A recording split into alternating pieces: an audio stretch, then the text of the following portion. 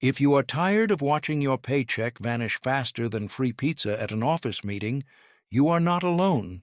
Most people do not even spend badly. They just spend blindly. They live in a loop. Get paid, feel rich for 48 hours, panic for the next 28 days, swear it will be different next month, and repeat.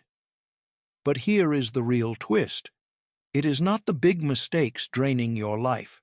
It is 7 tiny daily money habits silently mugging your future every single month. Now, let us start with the habit that silently keeps millions stuck, perhaps the most common and the most overlooked. Habit number 1, treating every paycheck like a celebration, not a responsibility. Payday arrives, confidence rises, happiness increases, decision-making collapses. There is a specific energy in the air that hits your brain harder than caffeine, sugar, or the smell of a fresh pizza. For 2 days, you walk differently, you talk differently, you spend differently. You convince yourself, I earned this, even if the only thing you actually earned was another month inside the same financial cage. The problem is not spending money. Spending is part of life. The problem is spending emotionally before you spend logically. When your paycheck becomes a celebration, emotions become accountants, and emotions are terrible at math. Let me tell you a story. Years ago, before I achieved any real success, my payday ritual was predictable. I would grab something nice to eat, upgrade something tiny in my life, treat someone to something they did not ask for, and buy that one item I swore I needed. I felt clever, confident, generous, and unstoppable. Until 4 days later, when the financial hangover kicked in and reality knocked like an unwelcome guest. Rent, bills, fuel, food, unexpected costs that somehow arrive more reliably than the expected ones. Suddenly, I was no longer celebrating. I was calculating, badly, and hoping the leftover coins in my pocket would magically duplicate like rabbits. Here is the dangerous part. This cycle feels normal. Everyone around you is doing it. Your friends celebrate payday. Your coworkers celebrate payday. Social media practically demands you celebrate payday. It becomes part of your identity. The problem? Celebration becomes compensation. You are not celebrating success. You are compensating for stress. And when celebration becomes the cure for frustration, you create a cycle. Stress, spend, regret, repeat. The tricky part is that emotional spending does not always look reckless. It can disguise itself as, I worked hard, I deserve this. It is only a small treat. Life is short, enjoy it now. It is on sale, I am saving money. It is just dinner, memories matter. Each excuse hides a truth you do not want to hear. You are paying for momentary relief with long-term consequences. So, how do you break this habit? Not by removing celebration, but by redefining it. A celebration that puts you further behind is not a celebration, it is sabotage. A celebration that builds confidence instead of anxiety. That is real celebration. You celebrate your paycheck by paying your future self, not your frustration. You celebrate by building a buffer, not a bill. You celebrate by reducing stress, not delaying it. The people who escape paycheck to paycheck are not the ones who earn the most. They are the ones who finally understand that a paycheck is not an event. It is a responsibility. The day your money feels less like a festival and more like a foundation, that is the day your future begins. Money habit number 2. Upgrading your life before upgrading your income, with long, relatable storytelling, Mark style. Most people do not go broke because they earn too little. They go broke because the moment their income increases by $200, their spending increases by $300. It is financial gravity. The minute life gets a tiny bit comfortable, people upgrade everything that makes them feel successful.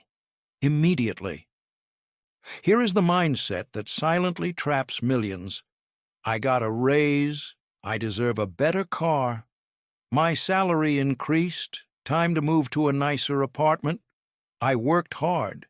I should reward myself. Now I am not against rewarding yourself.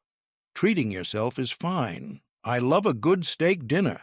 But rewarding yourself before you have earned stability is like celebrating finishing a marathon at mile 2. Let me tell you a real story. Early days, before the brand, before the businesses, I had a friend named Louis. Lovely guy, massive confidence, zero brakes on his financial decisions. The moment he got promoted, he marched himself straight into a Mercedes dealership, like the universe required him to own leather seats now. The salesman could smell raise money the way sharks smell blood. Louis did not ask the total price, did not ask the maintenance cost, did not even ask the insurance. He asked one question that ruins more people financially than any recession. How much per month? The salesman smiled so wide I thought his jaw would dislocate. That one question led to a long payment plan, high insurance, expensive servicing, premium tires, and do not forget premium fuel, because apparently his car only drinks from the top shelf. 3 months later, his promotion lifestyle was eating more than the promotion provided.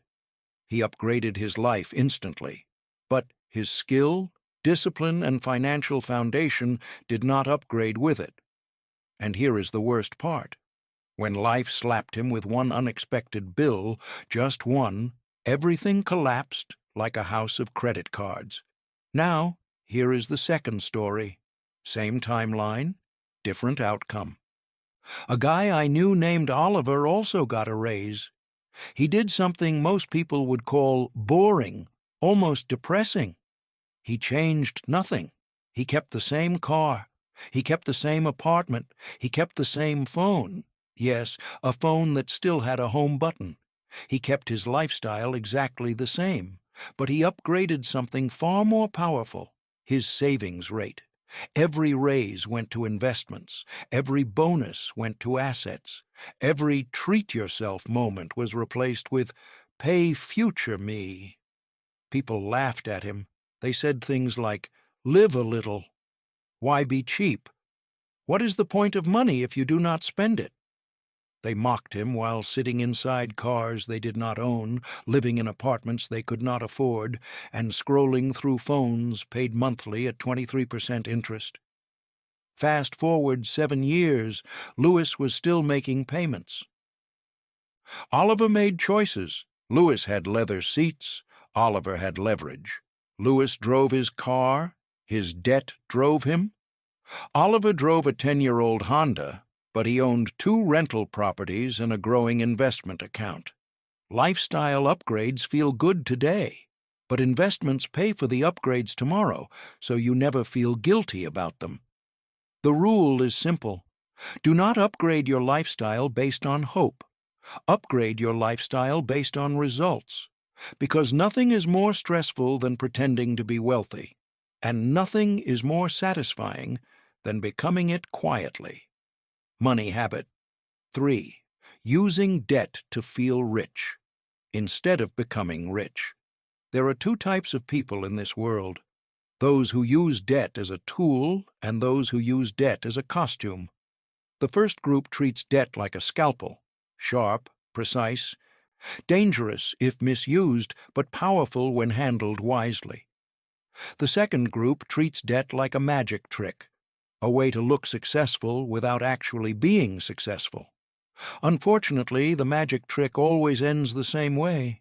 The illusion disappears and the debt remains. Let me tell you a story that still makes me wince when I think about it. Years ago, I knew a guy named Peter. Sharp mind, charming, great at making people like him. But Peter was addicted to something worse than junk food or social media. He was addicted to appearing successful. New designer shoes? He had them. Latest iPhone the week it launched? Always. Five-star holidays twice a year? Of course. He paid for everything with confidence and credit. He loved saying this line. I heard it so many times I could have printed it on a T-shirt. Life is short. You cannot take money with you. He said it like it was wisdom. It was not wisdom. It was an excuse. Every purchase he made was justified by that philosophy. But here is the part people forget. You cannot take debt with you either, but you will live with it while you are alive. Peter's turning point came at a restaurant, a very fancy one, the kind where the cheapest steak has a name longer than the menu. He invited 6 friends, ordered the wine, ordered appetizers, desserts, the full show. But when the bill came, his card did not show the same enthusiasm it had at the beginning of dinner. Rejected. Second card. Rejected. Third. Insufficient funds. He laughed it off and said, "Must be a bank glitch." There was no glitch. Debt finally shouted louder than his confidence. And here is the most painful part. While his friends paid the bill, they did not say it, but they all thought the same thing. He is not doing as well as he looks. Debt collapses your status faster than success builds it. Now compare that to someone I met early in my career, a man named Richard. He owned a business, drove a modest car, dressed simply, and you would never guess he was wealthy.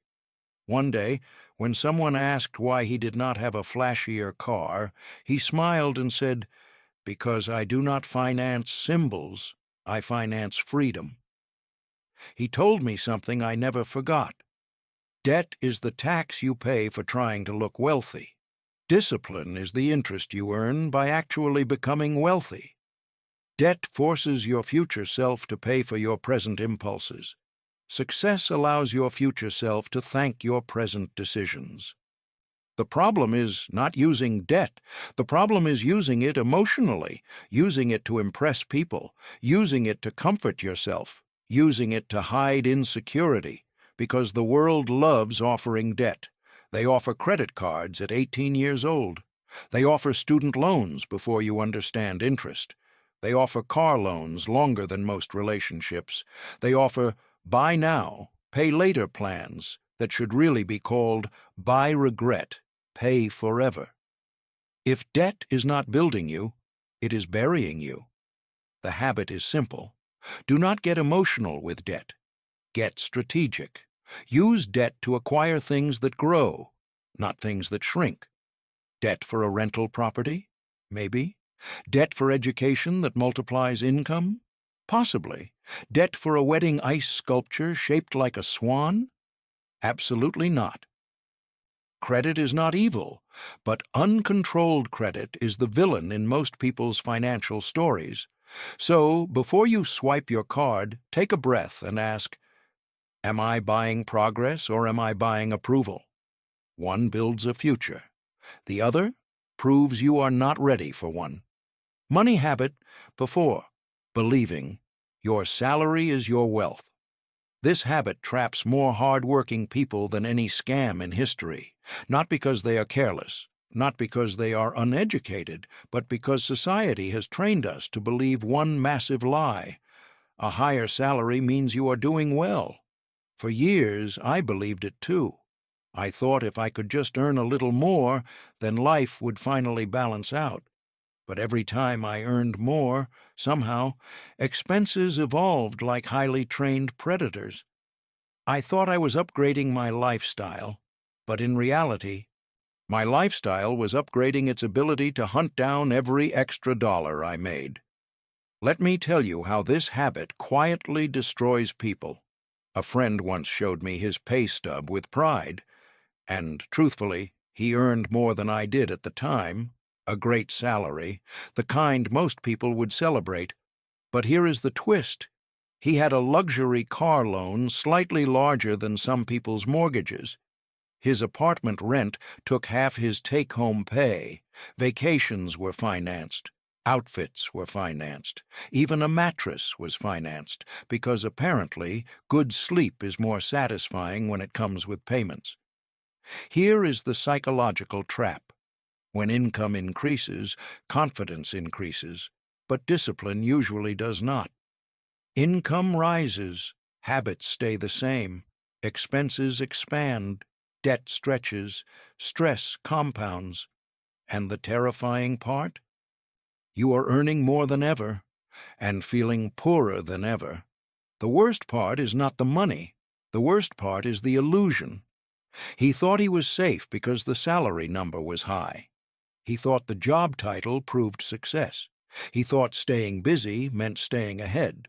But one sudden change, one unexpected medical bill, one market crash, one company restructuring, one handshake that turned into a goodbye email, and the entire financial structure collapsed like a sandcastle in high tide. That is when the truth hits. Your salary is not your wealth. Your savings, investments, habits, and cash flow are your wealth. But here is where many people fall deeper into the trap. When stress appears, they think, I just need a higher salary. They repeat the cycle. More money, more lifestyle, more debt, more pressure. Same result. It is like trying to put out a fire with gasoline because the can label says liquid. Let me paint a different scenario, one nobody posts on Instagram. Someone earns modest income but lives on less than they make. They drive a car based on reliability, not applause. They invest consistently, even if the amount seems small. They build an emergency fund quietly, without hashtags. They learn skills after work while the rest of the world relaxes. 5 years go by. Nothing dramatic happens, no luxury photos, no viral lifestyle. But unseen to everyone else, wealth compounds quietly in the background. Because here is the brutal, beautiful truth. The market pays interest on discipline, not ego. Wealth rewards the quiet. Debt rewards the impatient. This habit, believing your salary is your success, keeps millions trapped in paycheck-to-paycheck panic, even while earning more money than their parents ever dreamed of. Your salary is what the world pays you. Your wealth is what you pay yourself. Your salary gives you options today. Your habits determine whether you have options tomorrow. If you want freedom, security, peace of mind, the numbers on your paycheck matter far less than the numbers you keep. Your employer may increase your income. Only you can increase your net worth. Money habit. 5. Chasing instant progress and quitting before results arrive. This one is dangerous because it does not feel like a mistake while you are doing it. It feels exciting. It feels productive. It feels like movement. But it is movement in circles, like running on a treadmill thinking you are traveling the world. The world today is built on urgency, express shipping, instant streaming, same-day delivery, 8-minute workouts with guaranteed abs, which never arrive unless the delivery guy is carrying them. People have been conditioned to believe results should appear as quickly as notifications, and if they do not, something must be wrong. Let me show you how this destroys wealth.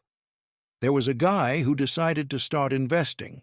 He put in money for 2 months, watched the market dip slightly, panicked, pulled everything out, and announced proudly, "Investing does not work." That is like planting a seed, stepping outside the next morning, not seeing a tree, and reporting to the neighborhood, "Gardening is a scam." The market does not reward panic. It rewards patience. It rewards consistency. It rewards the quiet, boring, unfashionable habit of staying. Now let me flip the perspective with a real example most people never notice. Someone pays a gym membership for 6 months. They show up for 4 weeks, sometimes. The scale does not change. The mirror looks the same. Motivation crashes faster than their energy on leg day, so they quit. And then they confidently say, "I tried fitness. It just does not work for me." No, you quit before the result arrived. We laugh at this, but financially, people do the same thing every day. Start a side hustle, try for 3 weeks, stop because no Lamborghini appeared. Start a budget, stick to it for 4 days, break it because the weekend demanded pizza. Start saving, quit because $300 feels too small to matter. Start learning a skill, give up because progress is invisible. Here is the truth nobody wants to confront. Progress is invisible long before it becomes undeniable. People quit during the invisible stage, the stage where nothing shown equals nothing happening, the stage where your discipline is growing while your results are not, the stage where your future is transforming behind the curtain. There was a period early in my career when I was learning business while working 3 different jobs. On the outside, it looked pointless. No one understood why I stayed late reading, waking up early sketching product ideas, testing prototypes, trying again, failing smarter. For 2 years, nothing happened. Then, suddenly, from everyone else's point of view, Mark became successful. But nothing was sudden. It was just that the invisible finally became visible. Most people think success looks like progress. Progress, breakthrough. In real life, it looks like nothing. Nothing, doubt, setbacks, confusion, exhaustion, more setbacks, small win, almost quit, breakthrough. Here is the habit that keeps people paycheck to paycheck. They pursue effort until it becomes uncomfortable. They pursue results until they require patience. They pursue goals only when motivation is present. Discipline is doing the work after motivation has died of boredom. Let me make this painfully simple. You will never win long-term goals with short-term discipline. If the seed has not sprouted, you water it. If the weight has not dropped, you show up again. If the market dips, you invest again. If progress is silent, you keep moving loudly. Because quitting early is the most expensive purchase you will ever make. You pay with your future. Money habit. Number 6. Thinking raises and promotions will save you. The most expensive assumption of my life. This habit is subtle, sneaky, and incredibly costly because it disguises itself as hope. You convince yourself, once I earn more, then things will get better. Once I get that promotion, then I will save properly. Once my salary increases, then I will start investing. But here is the harsh reality. If you cannot manage money at $2,000 a month, you will not magically manage it at $6,000 a month. You simply upgrade your problems at higher prices. Let me paint the picture, not with theory, but with what I have seen hundreds of times. A person earning $2,500 barely saves. They struggle, they dream of the raise, then they get it. Now they make $3,600. The old apartment feels small. The old car feels embarrassing. Their wardrobe needs updating to match the job. Suddenly their expenses expand like air filling a balloon, and just like a balloon, one sharp mistake pops everything. This is the disease called lifestyle inflation. But I call it silent upgrade poverty because it looks like improvement, but it feels like pressure. You tell yourself you deserve it because you worked hard, because everyone else has it, because your new job title demands a new image.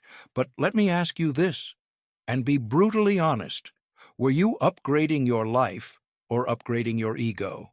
Now, let me tell you a story. Short, true, and painful. There was a period when I finally started making real money. More than I had ever seen. I thought I was winning. So I upgraded everything. New office, new furniture, new tools, new systems. I justified each purchase with one dangerous sentence. It is fine. I earn more now. But growth only looks like growth if profit grows too. The reality? My expenses were growing faster than my income, and the more I earned, the more I spent trying to look successful instead of building success. The breakthrough came the day I sat down with my books and realized something horrifying. I was making more money than ever, but feeling poorer than ever. That is when I learned a principle that saved me from years of financial regret. A raise does not fix money problems. Discipline does. It is not the promotion that will save you. It is not the higher paycheck. It is not the bonus. It is the habits you build before the raise arrives that determine whether the raise becomes leverage or becomes luggage. Most people do not need more income as urgently as they need more control over the income they already earn. So here is the new mindset shift that the wealthy understand early. Do not upgrade your lifestyle when your income increases. Upgrade your savings, your investments, and your margin of safety instead. Keep living like your raise never happened, at least for the first year. Because the more you earn and keep, the faster your freedom fund grows. And the sooner your money works for you, the sooner you stop working for money. Money habit. 7. Treating emergencies like surprises instead of certainties. Most people do not have an emergency fund, and I do not mean the kind they think they have. Because when you ask someone, "Do you have money saved for emergencies?" they confidently say, "Yes, of course." Then you ask, "Where is it?" And they say, "Well, it is in my credit card limit," or "I can borrow from family if needed," or the classic, "If something happens, I will figure it out." That is not an emergency fund, that is a hope fund, and hope is not a financial strategy. Emergencies are not rare events. They are guaranteed events that simply have not happened yet. Car breaks, tooth cracks, job shifts, rent increases, a family member needs help. Life has a funny sense of timing. Things go wrong exactly when they are least convenient. Let me tell you about a moment that taught me this lesson in the harshest way possible. Years ago, one of my early businesses suffered a sudden cash flow problem. Not because we were failing, but because two large clients delayed payment at the exact same time. Payroll was looming.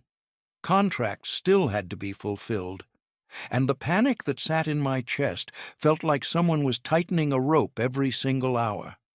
I did not sleep. I checked numbers like some desperate mathematician searching for magic. I paced around my kitchen thinking, how do I buy time? How do I hold this together for another week? And here is what humbled me. The problem was not the emergency. It was that I had not prepared for it. The moment the emergency fund became a priority, everything changed, not just my finances, my confidence. Because money saved for emergencies does something powerful. It buys time, it buys calm, it buys better decisions. People say money cannot buy happiness. And sure, that is debatable. But I will tell you what money can buy: a good night's sleep. Without an emergency fund, every small inconvenience becomes a crisis. With one, every crisis becomes a manageable inconvenience. Now, here is the part most people miss. Your emergency fund is not for investment, not for spending, not for flipping, not for opportunities. It is your wall, your shield, your oxygen mask. And it is not just about protecting your wallet. It protects your mind. Because when you do not have backup, you do not make decisions. You make decisions out of panic. People panic sell, panic borrow, panic quit, panic say yes. Panic choose partners in business and life. Panic decisions are rarely cheap ones. But here is the good news. Your emergency fund does not need to appear overnight. Start with $100, then $200, then $500. Build it brick by brick, quietly and consistently. An emergency fund is not built with drama. It is built with discipline. The goal is simple: 3 months of expenses bare minimum, 6 months if you want true peace, more if you have dependents. Because financial freedom is not just about becoming wealthy, it is about not being knocked off your feet by life's guaranteed punches. Most people do not end up paycheck to paycheck because they are irresponsible or lazy or incapable of earning more. They end up there because the system trains them to survive, not to grow. You are told debt is normal. You are told credit is safety. You are told spending is happiness. You are told budgeting is boring. You are told life is short. Buy the thing. You are told you will figure it out later. And slowly, silently, without any big dramatic event, the cage builds itself around you, not with steel bars, but with small monthly payments, not with padlocks, but with impulse purchases, not with chains, but with habits disguised as convenience. People imagine financial traps look like disasters, but in reality they look like normal life. They look like everyone else. Because the easiest way to keep people stuck is to convince them that stuck is the standard. The real enemy is not your income, it is your momentum. What keeps people broke is not that they are not earning enough. It is that they do not have room to breathe. When every dollar is spent before it arrives, you have no power. When you rely on credit for emergencies, you have no leverage. When you do not track where money goes, you cannot redirect it. When you save only when it is convenient, you never save. When you compare yourself to others, you spend to cope, not improve. When you blame circumstances, you surrender control. When you pretend emergencies are surprises, you live in fear. Paycheck to paycheck is not a financial condition, it is a psychological one. You wake up thinking, if I can just make it through this week, if I can just handle this bill, if I can just get a raise, your brain becomes wired for survival instead of strategy.